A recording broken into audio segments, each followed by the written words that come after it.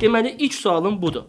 Qətiyyən elmi sual vermək istəmirəm, sırf loru dilində başa salacağam. Lor ilə başlayaq. Bəli. Hamıya düşdü. Kuantum fizikasına görə əgər dünya düzdürsə, yəni kürə deyilsə, dünya düzdürsə, gecə gündüz necə olur? Yenə deyirəm ha, mən absurd deməyim də uşaqlıqdan bəri kürə dünyasının beyninə formalaşdıran sualları verəcəm sənə. Yəni tipik suallardır, ancaq bir çox insan üçün bu açığı maraqlıdır. Niyə görə bu gündüz və yaxud gecə necə olur ümumiyyətlə? Kürə dünyada deyirlər ki, günəş fırlanır, bu tərəfə düşəndə o necə olur düz dünyada? Düz dünya nədir? Kim dedi ki, dünya düzdür? Ağzıma soxacam mikrofonu. Hesablamalar eləyək. Deməli, düz dünyada gecə niyə olur? Əslində bu sualın cavabını heç bir kanalda, heç bir yerdə görməmişəm.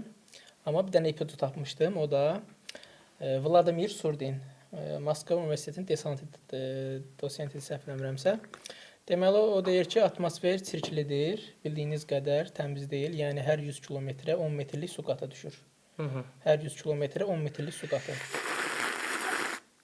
Tut belə verir. Yarat işte bana.